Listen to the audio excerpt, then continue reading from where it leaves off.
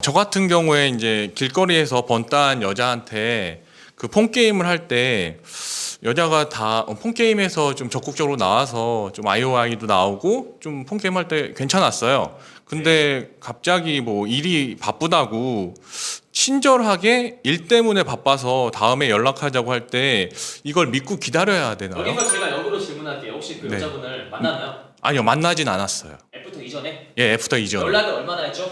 연락을 거의 한 5일 정도 했어요. 오케이. 예. 자, 방금 이분의 사례가 여성과 폰게임을 5일가량을 했대요. 5일가량 했는데 갑자기 여자가 내가 바쁘니까 다음에 연락을 하자 라고 말을 했대. 여기서 원인은 무엇일까요? 일단 폰게임에서 연락처가 죽는 이유가 두 가지가 있습니다. 두 가지가 무엇이냐? 보통 하루 이틀 사이에 연락처가 바로 죽어버리는 경우가 있어요. 근데 이거는 폰게임을 분석을 하고 자시고 필요가 없이 내가 번호 받고 나서 하루 이틀 만에 번호가 죽는 것은 이미 어프로치에서 그 남자한테 매력이 결여가 되었다라는 예시입니다. 그냥 번호를 주는 순간부터 내가 굳이 이런 남자랑 연락을 해야 돼? 라는 생각이 있으면 보통 하루 이틀 만에 연락처가 죽어요. 근데 방금 제 회원분이 질문하신 것처럼 5일 이상 연락을 했지만 번호가 죽었다. 이거는 왜 그런 것일까요? 여자분들이 남성과 폰게임 연락을 왜 할까요? 남자의 관점과 여자의 관점이 완전히 다른데요. 남자분들은 보통 여자와 폰게임 하는 이유가 뻔합니다. 빨리 애프터를 잡기 위한 수단으로서 이용하기 위해 보통 여자와 폰게임을 진행하죠. 하지만 여자분들은 만남으로 이어가기 위해서 폰게임을 진행하지 않아요. 무엇일까요? 대입을 합니다. 어떠한 대입을 하냐? 이 남자의 이미지가 만나서 어떨까? 지금 폰게임으로 보여지는 이미지가 만나서 그대로 대입이 되겠지? 라고 대입을 시킨다는 겁니다. 즉 만나서 이미지를 이미 폰게임에서 판가름한다라는 것인데 일단 여자가 5일 이상 연락을 하다가 갑자기 연락을 못하겠다 라고 하는 것은 폰게임에서 보여진 이미지가 상당히 좋지 않다. 그래서 이 남자는 만나서도 별로일 것이다. 여자가 판단을 완벽히 끝내버렸기에 연락을 하지 말자고 하는 것이죠. 보통 연락을 왜 안 하겠다 라고 생각을 하냐면 보통 그 남자의 대화 능력도 있어요. 폰게임에서 대화 전개 능력이 매우 중요합니다. 왜 중요할까요? 많은 분들이 저한테 물어보시더라고요. 강사님, 여자랑 연락하면서 폰게임, 카톡만 하면은 무슨 말을 해야 할지 모르겠어요 라고 하시는데 제가 뼈아픈 팩트를 때려 드릴게요. 여자랑 폰게임 하면서 무슨 말을 해야 할지 모르겠다라는 분들은 100이면 100 여자랑 실제로 만나서도 말을 못해요. 여자랑 실제로 만나서도 말을 못하시는 분들이 착각을 해요. 내가 폰게임만 하면은 연락을 무슨 말을 해야 할지 모르겠다. 착각입니다. 폰게임만 하면이 아니라 그런 분들은 만나서도 여자랑 할 말이 없어요. 제가 장담컨대 여자랑 실제로 만나서 대화를 잘하시는 분들이 강사님 폰게임이 어려워요 라고 하시는 분들이 안 계세요. 네, 대화는 일맥상통합니다. 그래서 일단 폰게임을 5일 이상 했지만 연락이 안 된 이유는 대화의 전개 능력의 문제예요. 이 남자 진짜 만나서도 노잼이겠다. 만나서도 대화가 오지게 안 통하겠다 라고 생각을 해버리는 것이죠. 두 번째가 좋은 이미지를 만드는 데 실패해서 그래요. 여자분들은 일단 가볍게 만나보자 라는 마음을 가지고 오겠지만 그 만남이 계속 이어지면은 내가 이 남자랑 연애를 하겠다 라는 생각에 도달하시는데 남자분들이야 연애할 때 뭐 만나보고 아니면 때려치자 라고 생각을 하겠지만 여자분들은 연애라는 관점을 상당히 투자라고 생각을 해요. 내가 짧게 만나면 몇 개월, 길게 만나면 몇 년, 정말 오래 만나면 결혼 이렇게까지 생각을 해서 그 남자한테 좋은 이미지를 기대해요. 왜 좋은 이미지를 기대할까요? 좋은 사람이어야지만 내가 이 사람한테 기나긴 세월을 투자할 만한 가치가 있겠구나 라고 생각을 때려버리기 때문이죠. 그래서 5일 이상 연락을 했지만 폰게임이 죽어버린 이유는 첫 번째 대화 전개 능력의 부족이고요. 두 번째가 좋은 이미지를 만드는데 실패한 것이 죽어버린 것이죠. 네. 이해가 되시나요?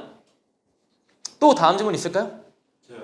네, 저 같은 경우는 이제 폰게임에서 그 여성과 좀 친해졌다고 제 스스로 판단해서 이제 분위기 좀 쇄신할 겸 뭐 농담을 이렇게 몇 번 이렇게 던져봤는데 매번 그 이후에 번호가 많이 죽더라고요. 네, 그래서 그 현상을 지금 개선하고 싶죠. 네, 그래서 차라리 애프터 잡을 때까지 그냥 담백하게 예의를 갖추면서 진행을 하는 게 좋은 건지 그게 네. 궁금합니다. 그러니까 이분 지금 사례가 농담만 하면 번호가 죽는데 근데 우리가 농담이라는 게 상당히 중요한 부분이에요. 왜? 상당히 어색하고 불편한 관계에서도 우리가 농담 몇 마디 던지는 것만으로 분위기가 상당히 와해가 되고요. 둘 사이가 매우 가까워지기도 합니다. 보통 유명한 정치인들끼리 정상회담 할 때 갑자기 맨날 정치 얘기하다가 맨날 국경 얘기하다가 갑자기 우리가 농담 한마디 던지면은 그 정상회담 자리가 매우 좋아지죠. 이처럼 농담은 인간 관계를 개선할 때 매우 긍정적인 영향을 발휘합니다. 근데 이번 사례가 내가 농담만 던지면은 여자의 반응이 죽는다라고 했죠. 근데 실제로 이런 분들은 여자한테 뿐만 아니라 모든 인간 관계에서 내가 농담을 던지면 그 사람들의 반응이 싸합니다. 근데 마치 착각을 하는 거죠. 내가 주변 사람들에게 농담을 하면 다 웃어주지만 유독 여자가 내 개그 코드를 안 좋아하는 것 같아. 아니요. 지금 남자나 여자나 다른 사회에 살고 있지 않아요. 지금 대한민국 남자분들 여자분들 다 대한민국이라는 공통된 사회를 공유하고 있죠. 그쵸? 부정할 수 있나요? 그래서 내가 지금 하는 농담이 주변 남자들을 웃길 수 있다면 주변 여자들 또한 웃길 수 있고요. 내가 주변 사람들을 웃길 수 있다면 처음 보는 사람 또한 웃길 수 있다라는 겁니다. 그래서 일단 내가 농담을 해서 여자의 출력이 죽는다라는 현상을 개선하기 위해서는 내 주변 사람들을 하여금 농담을 통해 분위기를 한번 유하게 만들 수 있다라는 것을 먼저 경험하는 게 우선시 되어야 됩니다. 처음 보는 사람한테만 하는 것이 아니라 내 주변 지인들, 내 주변 친구들한테 먼저 하는 것이 우선시 되어야 돼요. 그리고 내가 지금 당장 농담을 해서 여자의 번호가 죽는다면 당연히 그것은 하지 말아야겠죠. 네, 그것이 먼저라고 보여지네요. 그래서 내가 첫 번째로 내 주변 지인들을 먼저 농담을 통해서 분위기를 부드럽게 만들 수 있다 하시면은 그 다음에 처음 보는 여자한테 농담을 던지더라도 매우 좋은 전개가 나올 겁니다. 하지만 그러기 전까지는 자제하시는 게 좋겠죠. 그게 마이너스 요소니까. 자, 그 다음 질문 있을까요? 저요. 네. 네, 카톡으로 호감이 있는지 확인을 할 수 있을까요? 네. 카톡으로 호감이 있는지 없는지에 대해서는 파악 방법이 두 가지가 있습니다. 첫 번째가 간접적인 것이고요. 두 번째가 직접적인 것이죠. 간접적인 것은 우리가 픽업에서 흔히 말하는 칼리브레이션. 여성이 말하지 않고도 그 사람을 관찰해서 그 사람의 심리 상태를 파악한다 라는 용어의 뜻입니다. 자, 가령 칼리브레이션으로 어떻게 그 사람의 호감을 알 수 있냐? 일단 여자가 당연히 남자를 좋아하면 답장 시간이 빨라집니다. 자, 답장 시간이 왜 빨라지는 것일까요? 여자분들은 사회적인 직감이 매우 뛰어나요. 눈치가 백단 이렇게 말할 수 있죠. 그래서 그 남자가 나를 좋아하는지 안 좋아하는지 얼추 알아요. 근데 자 보세요. 나를 좋아하는 남자가 있는데 내가 그 남자한테 답장을 빨리 해주지 않으면 그 남자가 연락 언제 와 이렇게 목 빠지게 기다린다라는 것을 과연 여자분들이 알까요 모를까요? 네, 매우 잘 알고 있어요. 내가 답장을 늦게 하면은 그 사람이 상실감을 느끼고 내 답장만 못 빠지게 기다리고 있겠지라는 것을 알고 있는데 그럼에도 불구하고 왜 답장을 빨리 해주지 않는 걸까요? 밀당하려고? 그렇지 않아요. 이미 그 여자의 안중에는 여러분의 감정은 없는 지가 오래입니다. 근데 만약에 여러분을 좋아한다면 당연히 여러분의 감정이 고려가 되었겠죠. 그래서 답장을 빨리 해주는 겁니다. 단순히 여자가 좋아하면 답장 빨리 해준다. 이렇게 단순하게 이해하는 것이 아니라 왜 좋아하면은 답장을 빨리 하는가? 왜? 그 이유를 궁금해할 때 보통 픽업적으로 발전이 생기거든요. 단순하게 해석을 할 수가 없어요. 그리고 당연히 여자가 남자한테 관심이 있다면 역으로 질문을 많이 해요.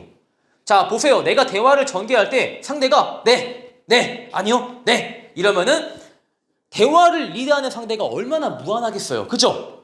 근데 이거는 여자분들이 알고 있어. 내가 여기서 단답을 치면은 대화를 리드한 남자가 상당히 대화할 때 무안하겠지라는 것을 알고 있지만 단답을 외쳐.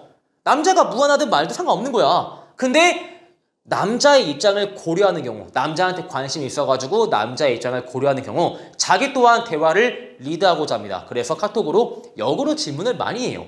그리고 보통 여자분들은 좋아하는 남성과 자신의 일상을 공유하고자 하는 본능이 있습니다. 그래서 자기가 먹는 거, 자기가 지금 운동하는 거, 자기가 지금 여행 온대 이런 사진들을 남자한테 공유를 하기도 하죠. 그리고 여러분들은 좋아하는 사람과 딱딱한 호칭을 쓰길 원하세요? 부드러운 호칭을 쓰길 원하세요? 그렇죠.